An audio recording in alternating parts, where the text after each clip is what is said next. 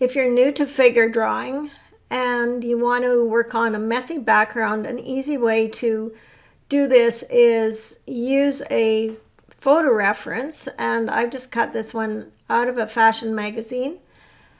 So to get your proportions right, you can make a grid, but you don't have to do it super small and accurate, just to give you some parameters of where the proportions should be. So I've divided it down the middle in half and then in half again. So vertically I've got 4 sections and horizontally 1 section. My paper is 10 by 18, so if you're working on a canvas it might be 10 by 20, but easy enough to extend the legs, give a little more headroom, that kind of thing. So it's important that your photograph proportion is the same as your canvas. In this case, the photograph is half of the canvas size or paper size. So after you chalk it in based on the proportions that you've copied, you want to paint around it with an opaque paint, so paint you can't see through. And in this case, I'm just using white. I often do this and then choose my color later, but entirely up to you. I will show you in this a glazing technique to change that color easily. So the negative painting to me is so much easier than actually painting the positive and getting rid of this excess around the edge and just leaving our figure. And at this point, I'm not worried about refining it too much. I'm just trying to get rid of the excess space. So you can use either titanium white paint or you can use gesso, either or. Now I've gone over, I'm just going to wipe some of that off. And I love this little triangle between the arm here just to indicate the waistband, so that's always a nice shape. Remember that if your shape isn't accurate or you want to make changes, you can certainly do that as you go. Now I felt that this was too short. It's still wet enough that I can wipe my paint off. So baby wipes are handy for that. They take off the paint as long as it's still wet, not completely dried.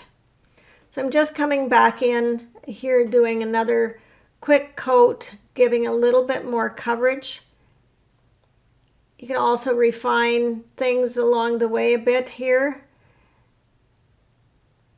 Change the shapes if you felt your head is too big or your arm is too short or wide. You can refine things. So although I use the photograph as a jumping off place, I'm not trying to copy that photograph. I do want to use it for light and shadows on the face, but I'm really doing my own thing otherwise. So I'm coming in here with some Athroquinone blue. This is pretty dark blue.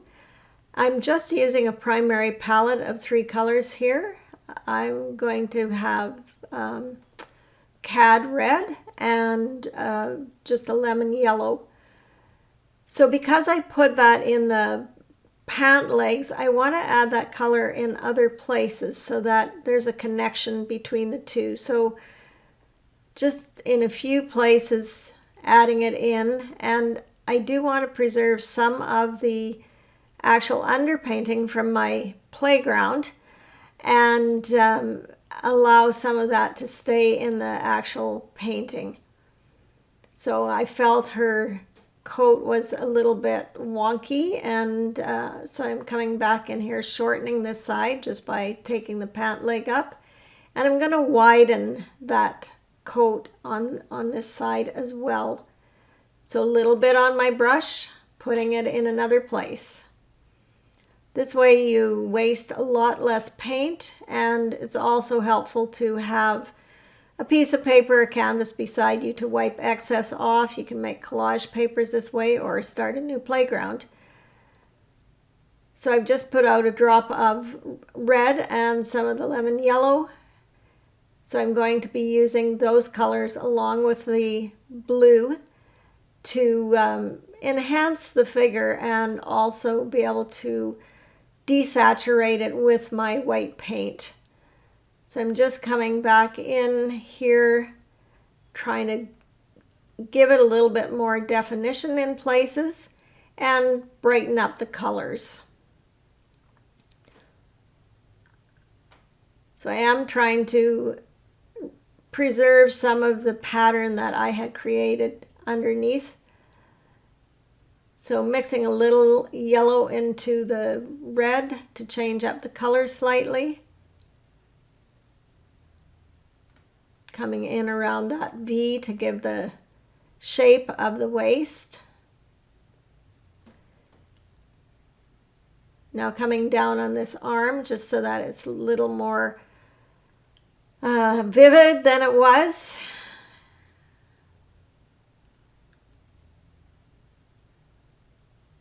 So there's no real right or wrongs here.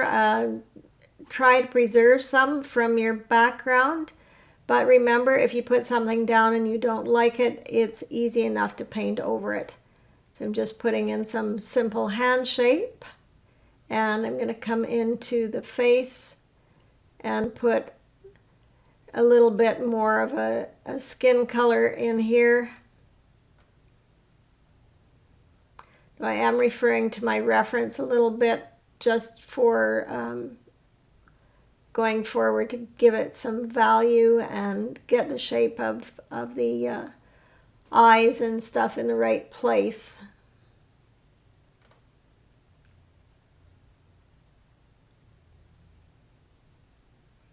Coming in here with a bit of that coral color. So when you work with the limited palette, you can always be assured that everything is going to feel cohesive. I'm pondering and thinking here as I twiddle my brush around. It seems to be a habit I have. So coming in, making a little bit difference between the jacket and the arm there so you can tell about the separation.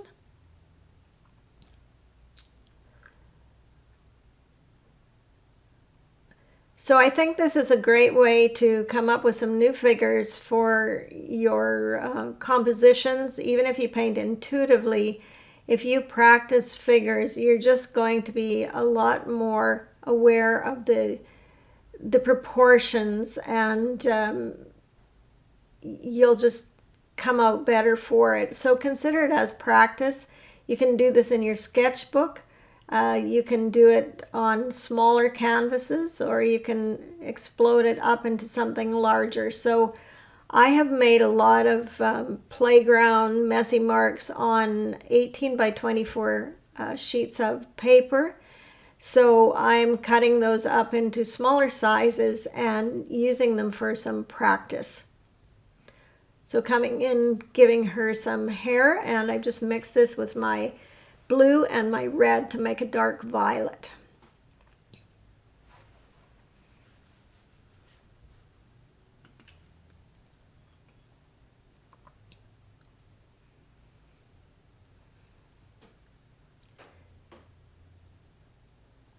Bringing some of that dark violet down in other places in her jacket, just so there's a connection again. And I'm wanting to make sure that everything feels like it's flowing and that it's in balance.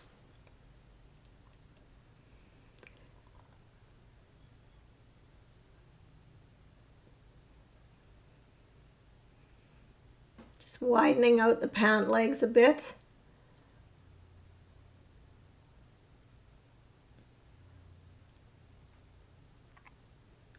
Changing the shape on the cuff, giving it a little more dimension.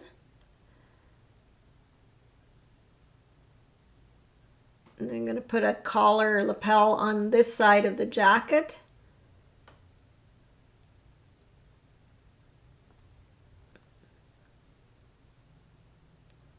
So I'm not really considering that I'm making a fine finished painting here. I'm using this as an exercise to practice and to get some ideas for new shapes, new poses going forward. So doing something on this scale doesn't take a lot of time. It's something that you can do, especially if you have a background already made. So I'm just coming in and putting some marks for the eyes and under the chin, just trying to get some of that shadow in very loosely. Now, I don't like to do too much in my face, but it's important to get the light source accurate.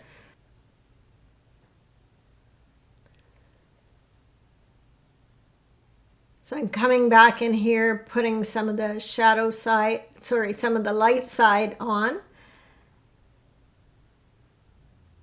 You don't have to do too much on the face to make it look like a face. You don't have to get too detailed.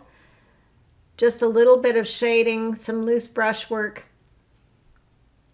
Coming in here with a smaller brush, just putting in a little bit of eyebrows and a little bit on the nose. Again, just the essence of the face, nothing too much. And I didn't like that, I guess.